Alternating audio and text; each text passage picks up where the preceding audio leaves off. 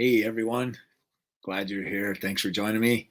We are going to have an incredible conversation this evening because we are going to be talking about something that a lot of people don't want to talk about. And these are the things that, um, yeah, childhood lie we're all fed.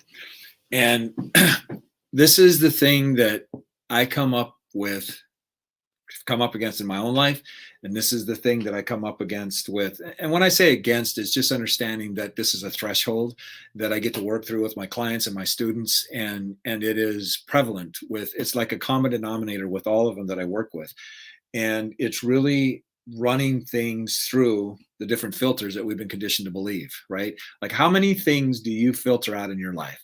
And asking yourself, where did those filters come from?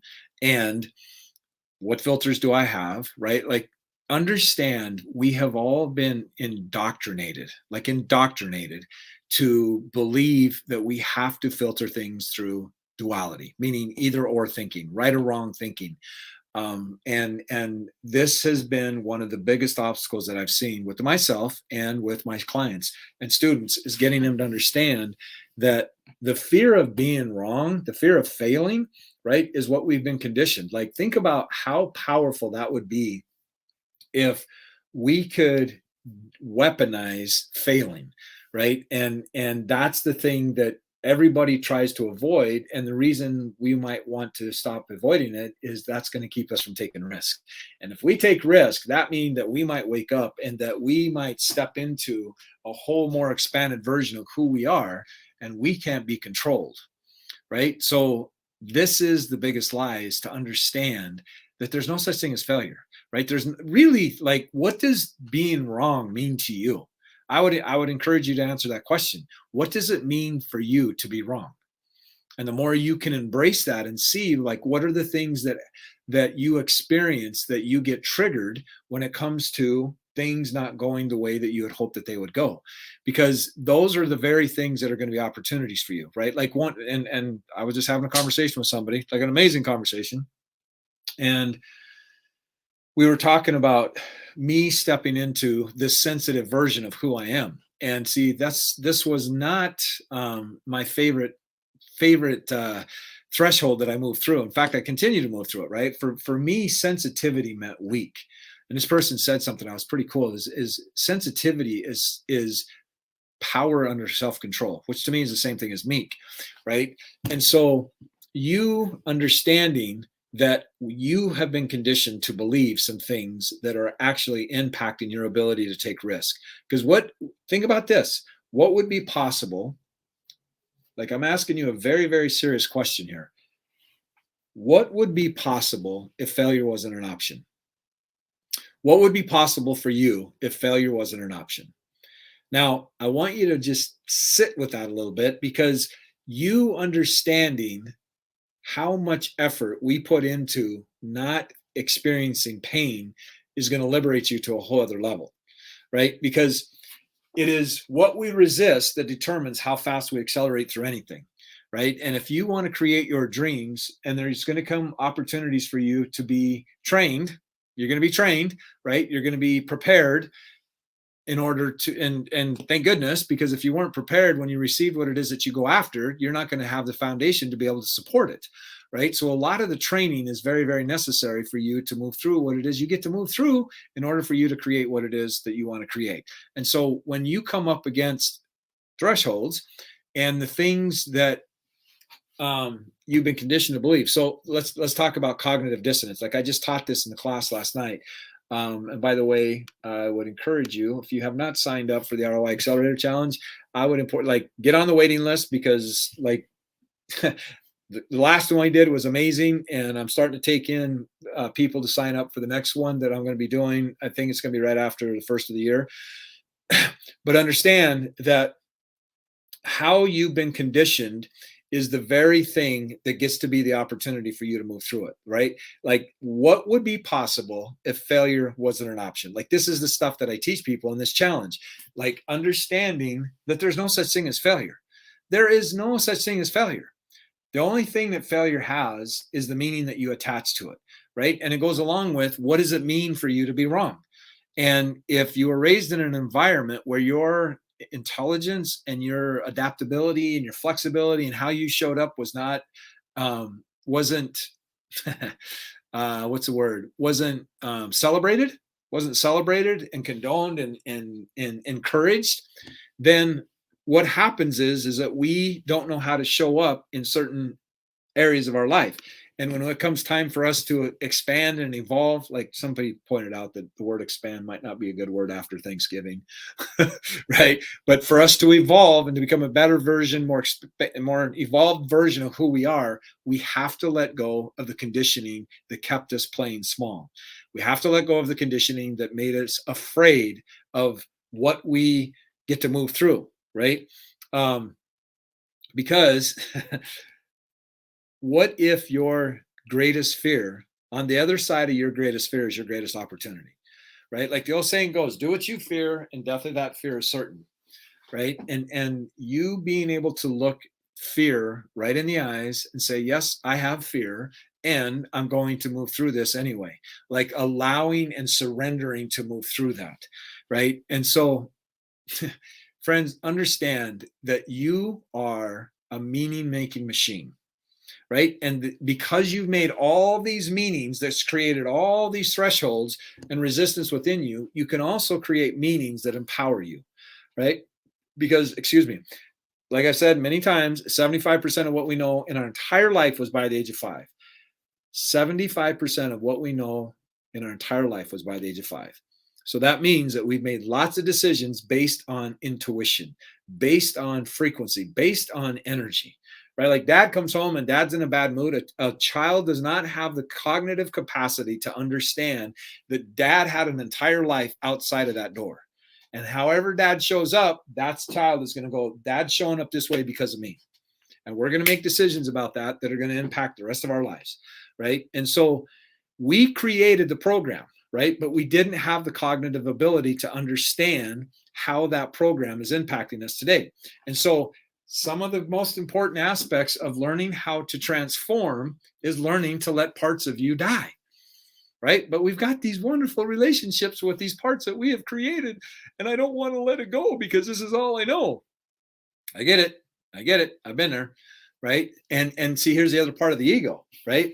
The reason you have such an attachment to the beliefs that's kept you where you're at is because you created them. You created those beliefs. And see, if you have issues about being wrong, well, what does that mean if you created a belief that's keeping you stuck in the pattern that you're stuck in right now?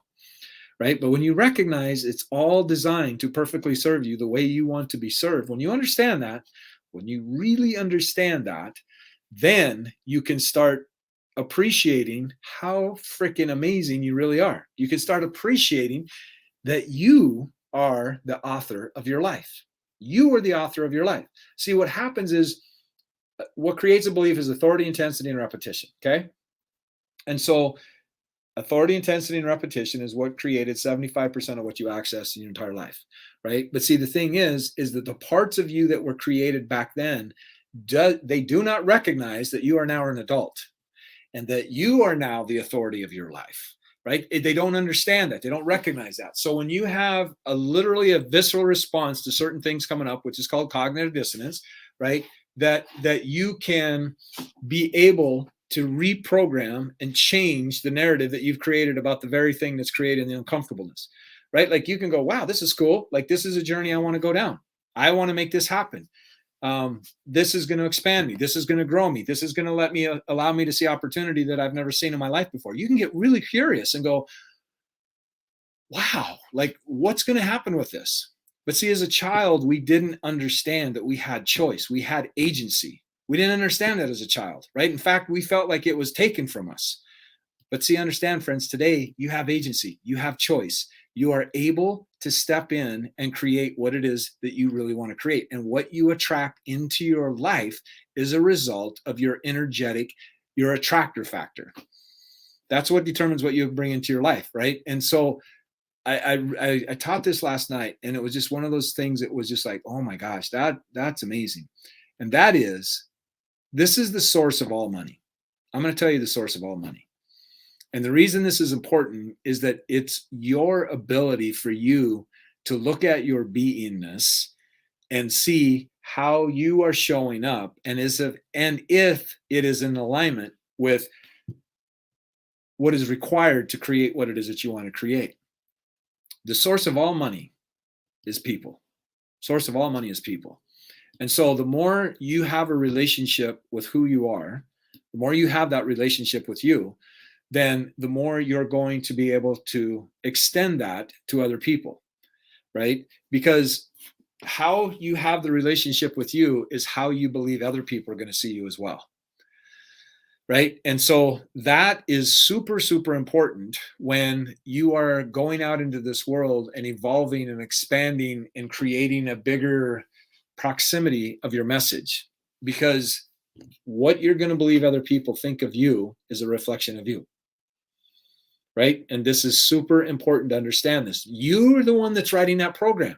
And so much of it has become automatic. Like you don't even think about this thing that you're having, this pattern or this thought process or this script you're playing in your head. You're not even aware of it.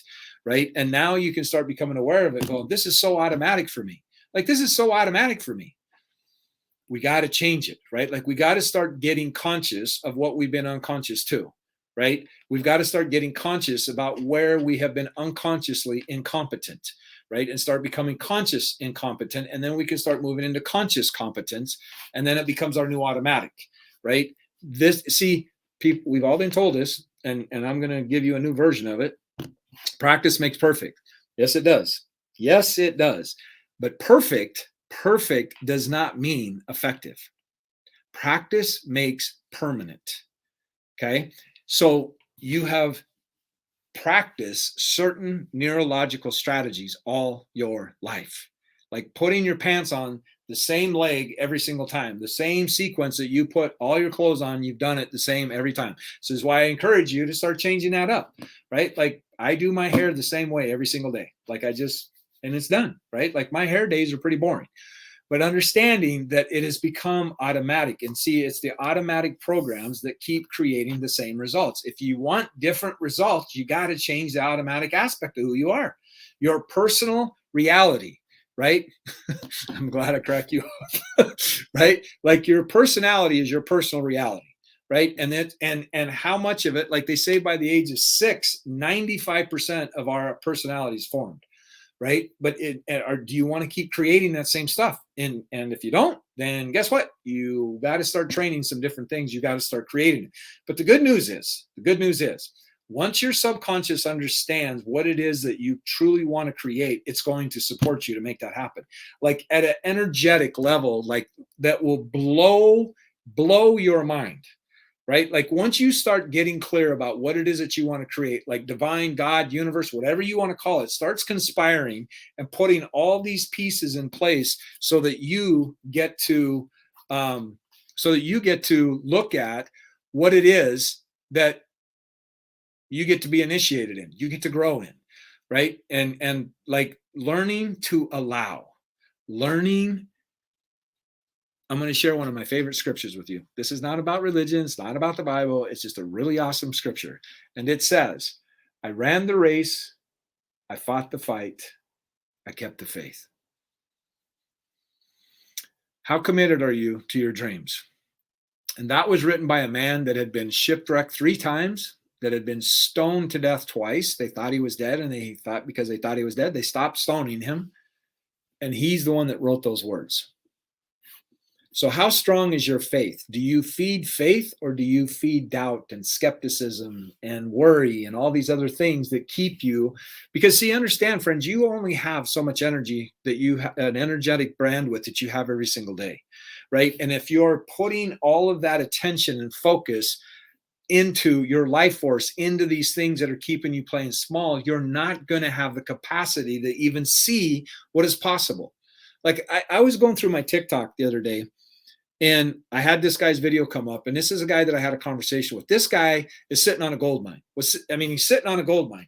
And I was like, dude, I can show you how to build a coaching business. I can show you. And he's working a job. He's not fulfilled in his job. He wants to start making an impact in people's lives. Like, he's got everything that is necessary. Like, if he would have invested into himself and allowed me to give him some guidance, he would be in a much different place now. But this is what's interesting.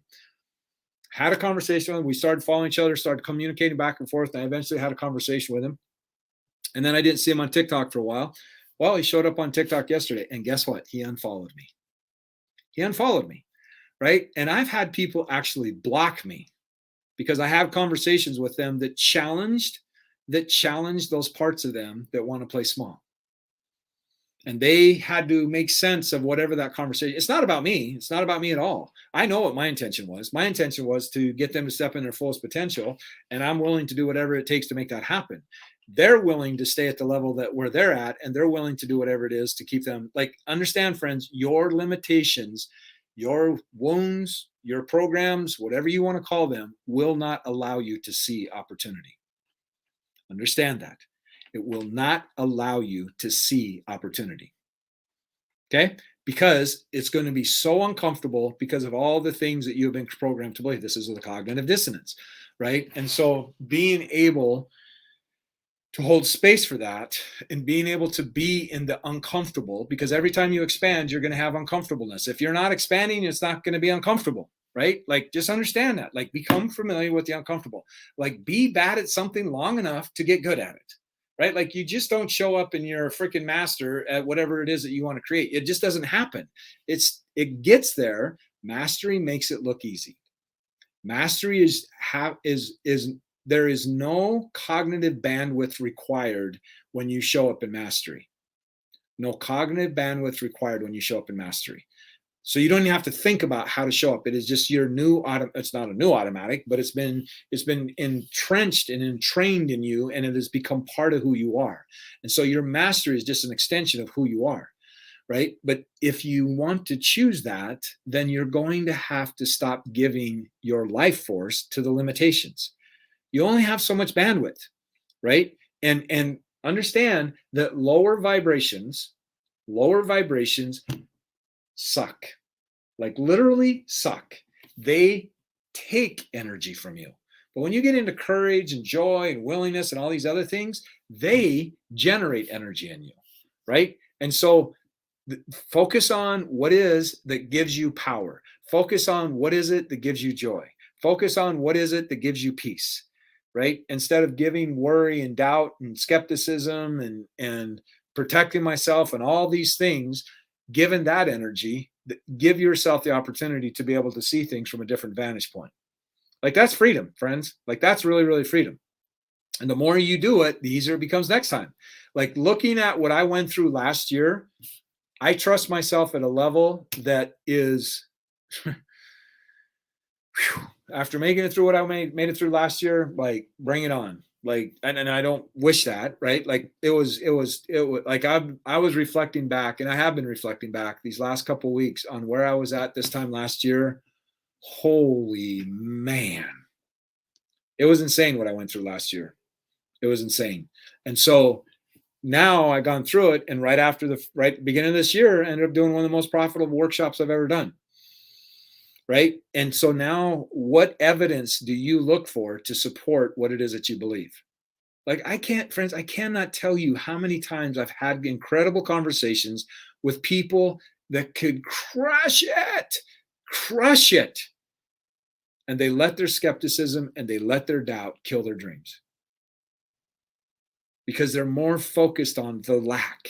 They're more focused on the cost rather than they look at it as a cost instead of an investment.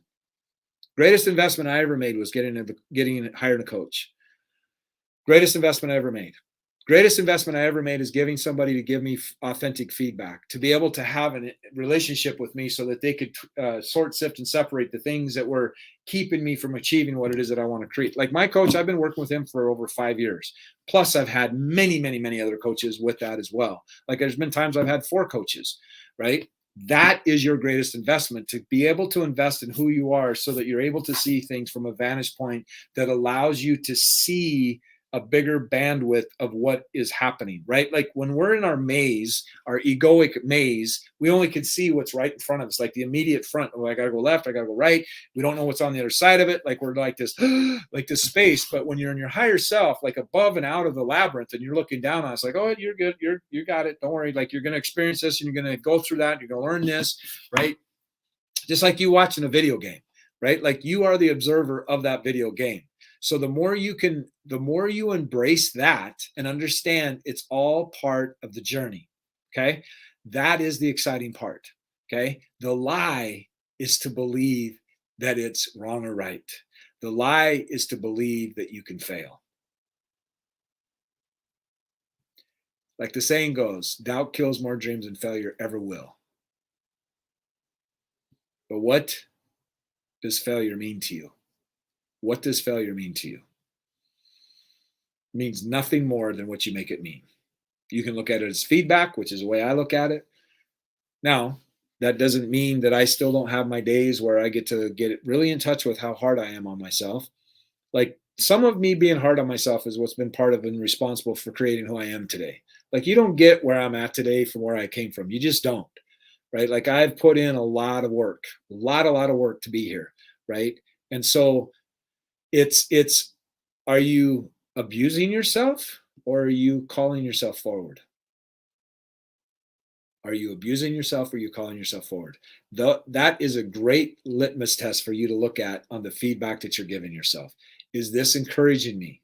Right? Because think about if you are abusing yourself and at this level, wherever that level is, your subconscious is going, I don't want you to experience more pain. So we're not going to attract anything into your life that's going to make this a greater possibility. Because whatever you handle at this level is only going to expand when you get at a bigger level. So it's how you handle it at this. What you're able to overcome is a great predictability of what your outcome is going to be. Right. And so are you looking at the things in your life that you didn't have turn out the way you wanted them to turn out? Are you looking at the things in your life that you were able to create? And like, I get it, friends, I'm talking to me as I'm talking to you, right? Like I've been able to do some pretty amazing things these last couple of years. Right. And I can like, that's what I want to feed. And I have people in my life to remind me to do that. Right. And that's why an environment is so mission critical. And as a child, we didn't have a choice in the environment. We didn't have a choice as a child. Right. Today, as an adult, we are the one that gets to design that environment. And so is your environment calling you forward or is it making you play small?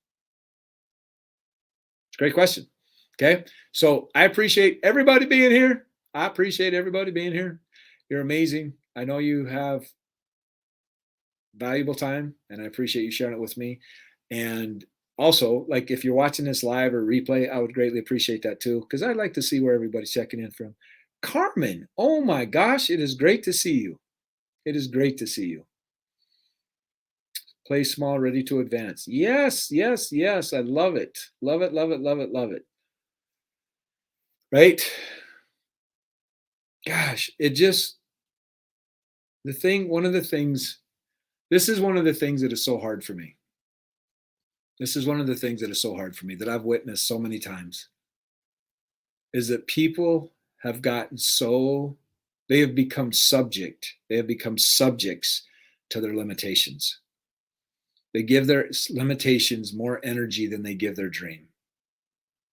They give their doubt, their skepticism, their fear, their inadequacies. They give all that this energy and not giving it to their dreams to be able to make like our greatest desire is also our greatest fear, right? Like that's why it was given to you.